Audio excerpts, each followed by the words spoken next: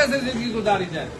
آپ کو ہمیں اس دور میں نیٹ کی جو سہولت ملی ہے وہ ہم منفی طریقے سے استعمال کر رہے ہیں. مثبت طریقے سے بھی استعمال کرنے کا طریقہ ہے.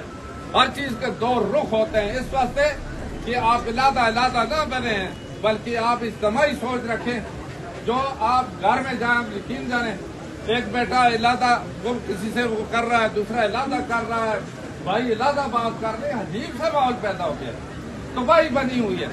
تو اس طرح اس دفعہ بھی ہم نے اسی خاطر وزارت مذہب امور بین المذاہب امامی میں ہر سال جو سیرت کانفرنس ہوتی ہے ہم نے موضوع یہ رکھا تھا کہ علماء کرام, مشائخ اعظام یا اسی طرح اسکالر آ کر یہ پیغام دیں کہ سوشل میڈیا کا استعمال نبی پاک صلی اللہ علیہ وآلہ وسلم کی تعلیمات کی روشنی میں کس طرح ہونا چاہیے.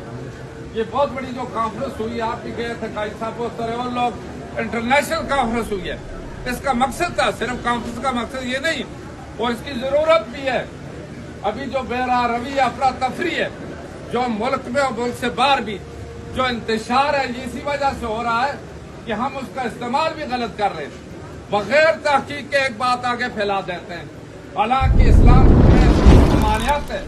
کوئی کسی صورت میں اس وقت تک وہ بات جائز نہیں ہے جب تک اس کی تصدیق نہ ہو. تصدیق کر کے پھر آگے بھیجیں. اگر تصدیق کے بغیر